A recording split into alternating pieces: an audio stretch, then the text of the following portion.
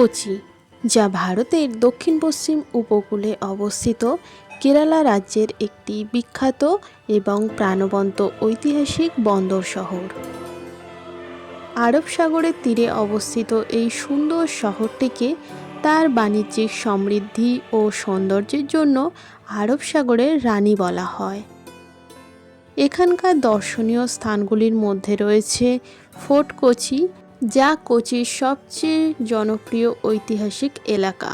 রয়েছে Chinese fishing net, Saint Francis church, synagogue, Dutch palace, আরও বিভিন্ন জায়গাগুলি। রয়েছে লুলু মল, যা কেনাকাটার জন্য পারফেক্ট একটি জায়গা।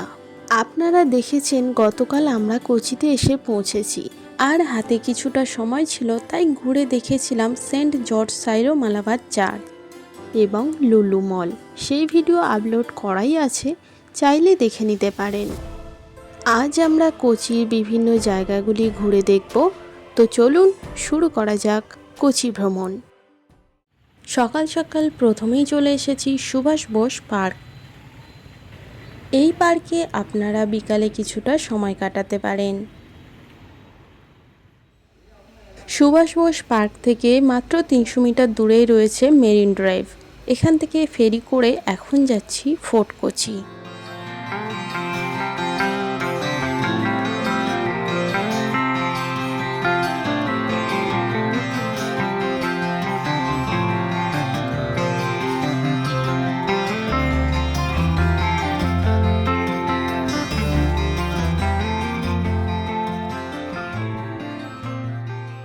ভাড়া পার পারসন মাত্র 6 টাকা।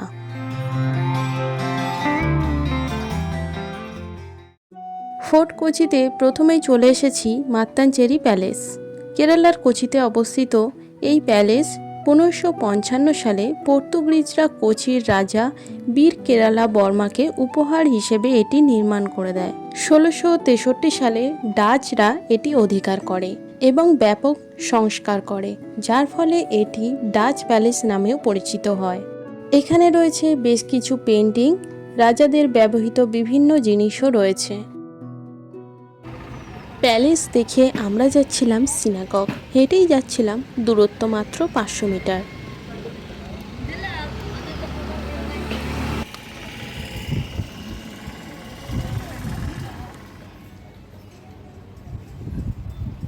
সিনাগগ লেন রাস্তার দুপাশে রয়েছে প্রচুর দোকান, আর প্রচুর অ্যান্টিক জিনিসের দোকানও রয়েছে এখানে।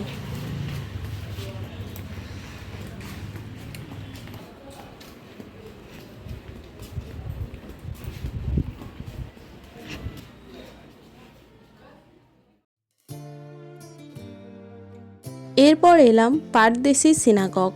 সিনাগগ মানে হলো ইহুদি ধর্মাবলম্বীদের পবিত্র উপাসনালয় বা জিউস। এখানকার মেঝেতে বসানো রয়েছে অষ্টাদশ শতাব্দীর চীনা চীনেমাটির টাইলস।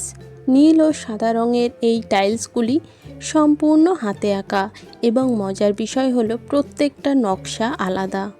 এখানকার সিলিংয়ে যে ঝাড় লণ্ঠনগুলি রয়েছে, এগুলি 19 শতকে বেলজিয়াম থেকে আনা হয়েছিল। এখানে ইহুদিদের পবিত্র ধর্মগ্রন্থ তোরা এর 4টি লিপি রয়েছে। এছাড়াও কোচির রাজার দেওয়া খাঁটি সোনার মুকুট এখানে সংরক্ষিত আছে।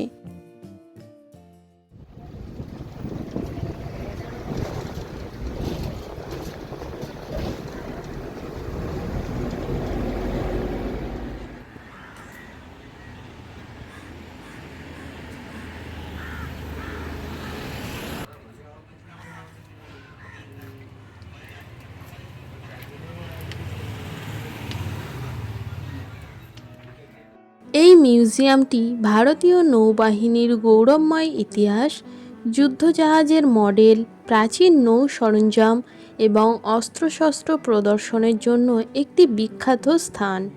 দ্বিতীয় বিশ্বযুদ্ধের সময় ব্যবহৃত 2টি আসল গোলা বারুদের বাংকারের ভিতরে এই মিউজিয়ামটি তৈরি করা হয়েছে।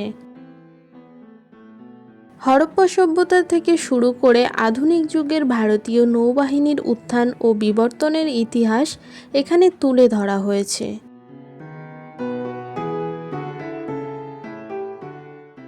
এখানে ভারতীয় নৌবাহিনীর বিভিন্ন যুদ্ধজাহাজের নিখুঁত 3D মডেল, আসল ক্ষেপণাস্ত্র, রাডার, কামান এবং নৌসেনাদের ইউনিফর্ম প্রদর্শিত রয়েছে।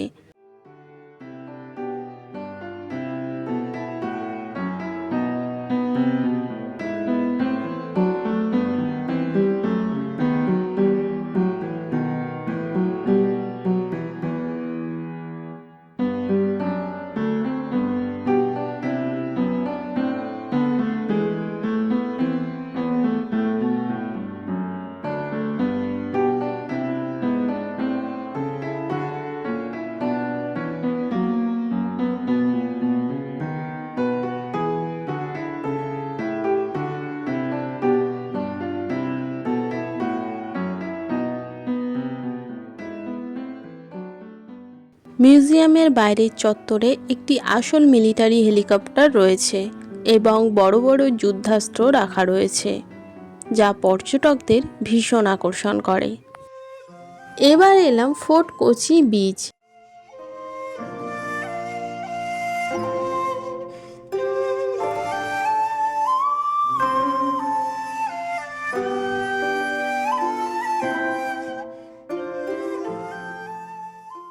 এখানে কিছুটা সময় কাটিয়ে আমরা গেলাম সেন্ট ফ্রান্সিস চার্চ।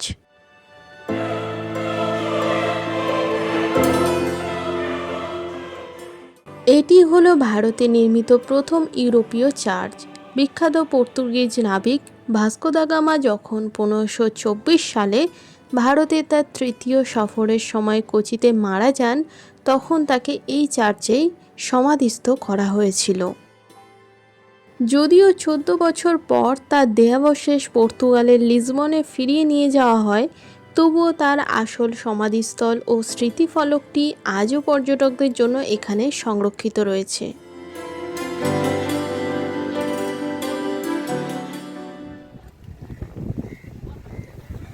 এরপর এলাম ভাস্কো দা গামা স্কোয়ার, আর এখানে দেখেছিলাম চাইনিজ ফিশিং নেট। সূর্যাস্তের সময় খুব সুন্দর লাগে এগুলো দেখতে।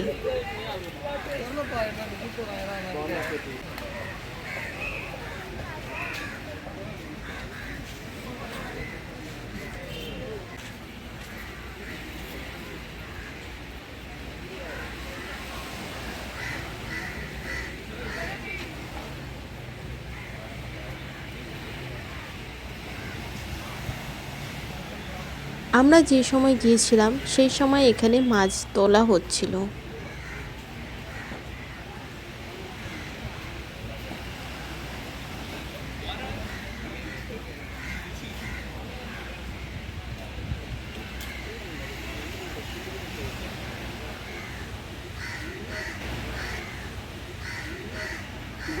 চাইনিজ ফিশিং নেট দেখে আপনারা সোজা চলে আসুন নেহেরু পার্কের দিকে। এদিকে চাইনিজ ফিশিংগুলো নেটগুলো বড় অনেক, খুব সুন্দর জায়গাটা। এখানে অতটা গরম আর লাগছে না।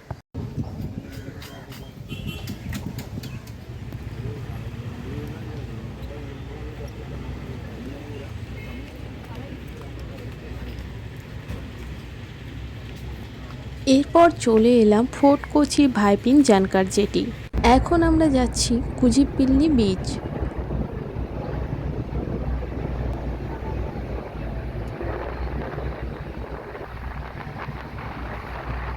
এখানে পার হতে লেগেছিল আমাদের মাত্র পার হেড 3 টাকা করে।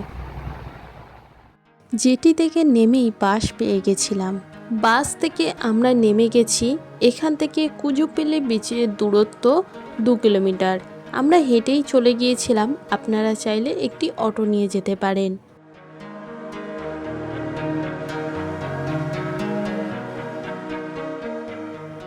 রাস্তায় যেতে যেতে দুটো ঈগল দেখতে পেলাম। কুজুপিল্লে যাওয়ার যে রাস্তাটা সেটি অত্যন্ত সুন্দর।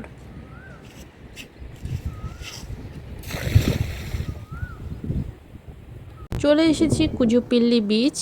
এই সৈকতের অন্যতম প্রধান আকর্ষণ এবং আমাদের এখানে আসার মূল কারণ হলো এই ফ্লোটিং ব্রিজ।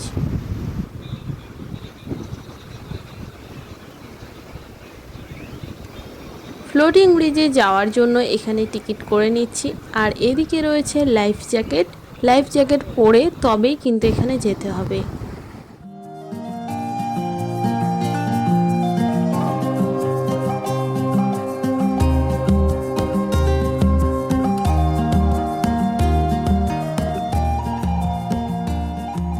যারা কোলাহল থেকে দূরে প্রকৃতির মাঝে কিছুটা সময় কাটাতে চান তাদের জন্য এই বীচটা একদম উপযুক্ত। নরম সাদা সোনালি বালুকা রাশি এবং সারি সারি নারকেল ও পাইন গাছে ঘেরা এই সমুদ্র সৈকত ছবি তোলার জন্য দারুণ একটি জায়গা। এখান থেকে সূর্যাস্তের দৃশ্য অত্যন্ত মনোরম।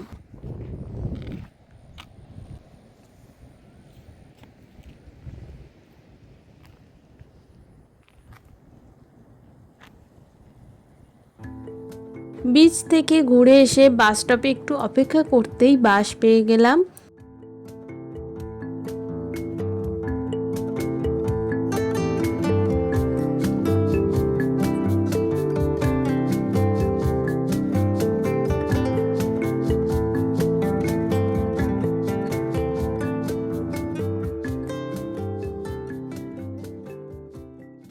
আমরা আর ফোর্ট কোচি যাইনি, গ্রোসারি ভাইপিন ব্রিজ দিয়ে চলে গিয়েছিলাম। বাস আমাদের এমজি রোড মেট্রোর কাছাকাছি নামিয়ে দিয়েছিল। তারপর মেট্রো ধরে আমরা ফিরে গিয়েছিলাম হোটেলে। এই ছিল কোচিতে আমাদের হোটেল রুম। একদম পরিষ্কার পরিচ্ছন্ন ছিল, এসি ছিল, এদিকে একটি আয়না ছিল, বাথরুমও একদম পরিষ্কার পরিচ্ছন্ন ছিল। পার নাইট নিয়েছিল 1300 করে। ভিডিওটি এখানেই শেষ করছি। আজকের ভ্রমণ আপনাদের কেমন লাগলো অবশ্যই কমেন্টে জানাবেন। এরকম ভিডিও আরও দেখার জন্য চ্যানেলটি সাবস্ক্রাইব করে রাখতে ভুলবেন না। দেখা হচ্ছে পরের ভিডিওতে। ততক্ষণ আপনারা সুস্থ থাকবেন, ভ্রমণ করবেন।